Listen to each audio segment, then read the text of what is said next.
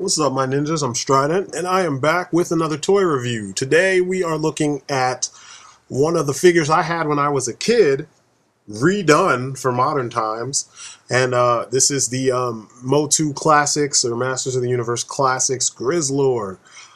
Yeah, I got this figure when I was a kid. Well, the original. I got the original in the Christmas of 1989. And or 88, I'm sorry. We had just moved to New Jersey. And yeah, man, I loved the figure. I liked the movie Critters. And I mean, it scared the shit out of me to some degree, but I liked the movie Critters. And this guy is kind of a throwback. He was, at least in that respect, because in the show and She-Ra and whatnot, he was kind of goofy. But anyway, I had him and I made him kind of a menace for my He-Man and Skeletor and whatnot. Well, for He-Man. And it's really dope to see him, you know, done up in a new style. I'm also kind of like, I don't know, he just scratches the nostalgia itch for me when it comes to sword and sorcery characters. And that's another reason why I started off my review of these Masters of the Universe classics with him. Because he's, of all of them, he's the only one that I had this exact figure. I mean, not exact, but, you know, it was a basic, straightforward version of the figure, but the original release. So I want to go over, you know, what makes this one awesome and, you know, the changes they made to him and, you know, what I like so much about this figure. So here we go. Straight up, it's just dope to see so much of the original design reimagined on this more posable body. Because I mean, if you know your Masters of the Universe, you know your history, those figures were not very well articulated. They were kind of just meh, and but they were awesome for the time because that's what we wanted, you know. This one, I mean, they gave him more weapons, they gave him, you know, better detailing, but a lot of it is the same detailing that was found on the original. And to me, that's the part that's amazing. This is a reason why I like the Four Horsemen. It just sucks that they got stuck with Mattel when it comes to the DC Universe classics. But you could see a lot of love went into these characters that were originally designed by the Horsemen and now redesigned by the Horsemen. Actually, they were redesigned for the 2002 series, but a lot of these guys we didn't even get toys of, you know, for the 2002 series because it got canceled ahead of time. But anyway, then they got another stab at it with this Masters of the Universe Classics. So, you know, straight up, just about everything is visible that was on the original figure, and they added some things like the tribal lower tunic. He had a tunic, I want to say, and if he didn't have a tunic, I know he had that very same, you know, chest piece. He still got the same, you know, what is those things called? Those kind of wrist bands, I guess. On the back, he's got this cool kind of a harness or a pack, I guess, so that you can actually store most of his weapons on his person, which is pretty dope because the old one I don't think had room for everything. On the arm, you can see there is the Horde. He's got a Horde armband.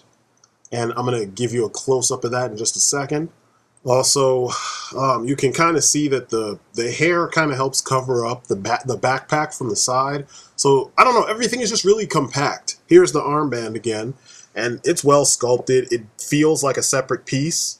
And it's cool to make the distinction between, you know, the evil warriors, you know, Skeletor's evil warriors, and then the evil Horde.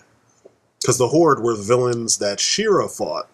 Whereas the you know, the evil warriors were the ones that worked with Skeletor, and He-Man fought them.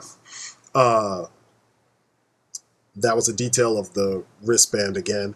Now the chest piece, the harness, is pretty dope because you've got Hordak's face, which with the Great Horde symbol.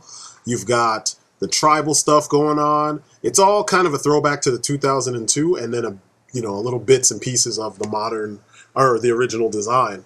His boots, still very much the same. They just changed his feet. Like, he actually has boots now instead of having, I'm pretty sure he used to have kind of clawed feet. I could be wrong. But that face, man, that is a gruesome ass face. And it's funny how it translated well. The hair, of course, as you can see, is real, you know, it's fur, actual fur. The head is actually constructed on top of it's like two pieces, and then the fur is in there behind that plastic face, whereas the body is kind of like a jacket that you put over the basic Masters of the Universe body. And that's how you get this grizzly monster effect. And it's dope. I mean, it's very unique, you know. They sculpted fur on his arms, but you can tell it's supposed to be thinner fur, thinner hair than what's on his body. And it all works. It also gives you clearance to pose him better because, you know, the fur is thick. So there are some things that you just can't do with him that you could do if you took that body piece off. But I'm impressed. I really like everything that I'm seeing on this guy. I love the fact that, you know, they even sculpted, like I said, on his arms and his legs. You can kind of see that smaller bit of fur, and it gives you clearance to pose him better. It's awesome.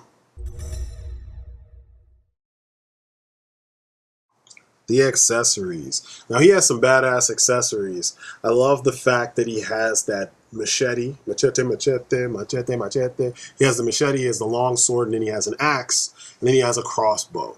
It's cool because you can imagine that since he's tribal, you could give him a kind of wild, almost capoeira style, or a wild arnese looking kind of style with a lot of, you know, hand over hand strikes, you know what I mean? So it's like, you know, swinging with the machete, and then with the machete, and then swinging with the long sword or the axe, and following it up with some kicks, and, you know, very like Bourne Supremacy-esque, or Bourne franchise, Jason Bourne-esque, you know, quick Kempo-ish strikes, and then, you know, the hand over hand attacking from the side. It's just dope. And the detailing on these things is just amazing. It makes me hope that he shows up in some kind of live action something, so we could get that kind of thought process, you know? It would even be cool, and I don't know because I don't follow the comics, you know? I just remembered the TV show, and I had a couple comics when I was a kid, but I made up my own lore with them, and it would be really cool if these guys were, and I know I should be talking about the weapons, but I'm sorry, this is how my imagination works. It'd be cool if these guys were kind of like an army within the Horde, you know? There were lots of these guys, and he just happens to be the general. But anyway, the harness. Now you can see everything on there. It's nice and snug. You can pose him. You can do all kinds of stuff with it, and that shit will not fall off unless you really bump into it. And from in front, you can't even tell he's carrying all that shit. I fucking love this. This is why I like this franchise. You have to have weapon storage. Weapon storage is so important. And it works really well with swords and sorcery type characters, and it's no different here with him, you know? Alright, so Grizzlor's articulation is pretty good considering how bulky the character is. He's got a nice range of motion on his head and neck. It is a ball joint. He can turn to the left and to the right with no problem, which is really cool because you'd think with all that hair and then the harness that it would probably get in the way, but as you can see, there's no problems there. Excuse me, his looking up and looking down is pretty good. He can look up to the left, up to the right. I mean, he's afforded a decent amount of, you know, head articulation, head and neck articulation. I think it would have been better if they had like the 3 or 2 piece you know, head and neck joint or neck joint, where you actually have a joint for the neck that's connected at the base of the neck and then at the base of the head. But anyway, arm goes up about that much. You can force it a little bit more, but you start hearing the joint kind of give, so I don't do anymore. He has a bicep swivel, so, you know, you can kind of, you guys understand this shit by now. His hand can go up because he has a swivel in the shoulder. It's a nice thick joint too, so you don't have to expect it to break, but you got to be careful the way that you utilize it. He has a single bend at the elbow, which is about 90 degrees. I mean, it works because it's not like these guys are Spider-Man or anything, so you don't have people doing that crazy of, you know, poses. His legs can go out to the side that much. I was actually surprised because I thought that they would break going out that far.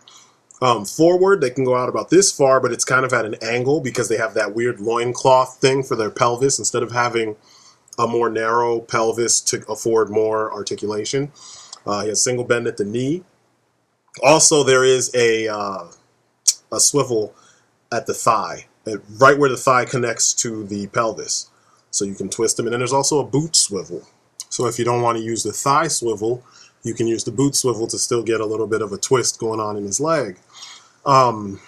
His waist, he does have a waist twist, or it's like a cut at the very base of his abdomen.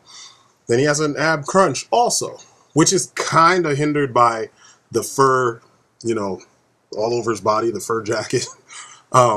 But he still has some motion, good forward and back motion. You know, it's one thing they do right with the Masters of the Universe Classics that they didn't do right with the DCUCs.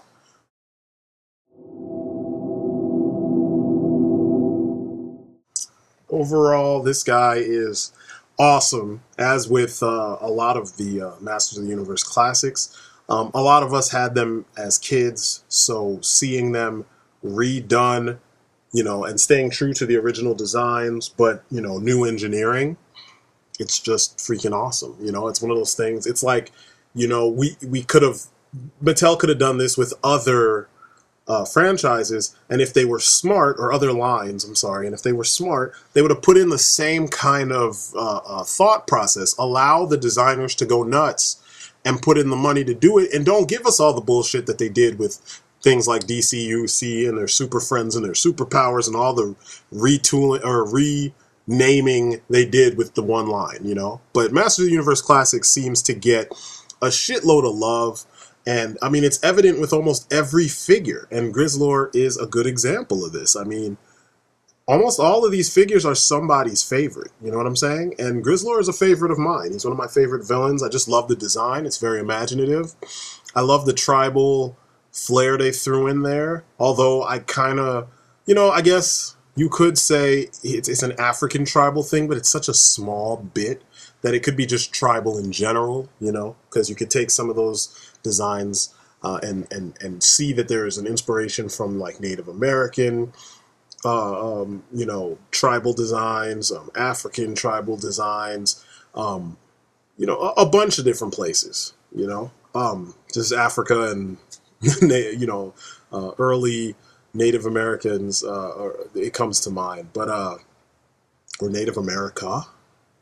North America. Anyway, but he looks really cool. It fits in perfectly with your other villains. He looks good fighting He-Man, and it doesn't look like more attention was paid to the good guys than the bad guys, because like I said earlier, all these characters are somebody's favorites, and Grizzlor got a lot of love, you know. It just pains me, and I can't help but make the comparison that we didn't see this love all across the board for the DCUC line, and I wish, and you might hear me say this often when I'm reviewing these Masters of the Universe Classics, I wish that they had paid this kind of attention to the DCUC. Batman got this kind of attention, but his line predated the DCUC line, but, you know, Superman and the rest, they didn't quite get it, you know. Not to say that there aren't some good figures there, but these figures just poop all over that. But anyway, seeing them, you know, with members of the Evil Horde, it's pretty cool. I cherry pick, so I'm not going to have the TV version's main characters. If I can find them at a good price, then maybe I'll have some of those guys. But, you know, like Shadow, I think it's Shadow Weaver, I won't have her anytime soon. Clawful, I might get him. I never really dug him. But also he was one of Skeletor's. It was I can't remember her name. She was a scorpion chick. The scorpion broad. I'll find her name, and then, you know, you'll see her in one of these videos probably. But right now, this is the Evil Horde as far as actual Masters of the Universe Classics figures go. I aligned Marzo at one point with them, and then later on he joined Skeletor. But yeah, I love the way these guys look. I also like to, you know, with my sword and sorcery guys, as you've seen in like the Assassin's Creed videos I did, I like to use, you know, like Lord of the Rings figures and McFarlane figures and mix them all in. And that way you get some really evil looking characters to join the bad guys and sometimes really cool looking good guys. But anyway, this has been my review of the Masters of the Universe Classics Grizzlor. It is a great figure. It's awesome, nostalgic value, and if you see him, you should get him, especially if it's for a good price. So that's it for me. You've been great. Peace outside. Before I completely close, I just wanted to give you guys a heads up on the next bunch of guys I'll be reviewing, and that'll be King Grayskull, which you can see is kind of a custom, with He-Man, which is also kind of a custom. I swapped the heads between those two and the chest gear. Actually, just the heads and the swords. No, just the heads. Wow.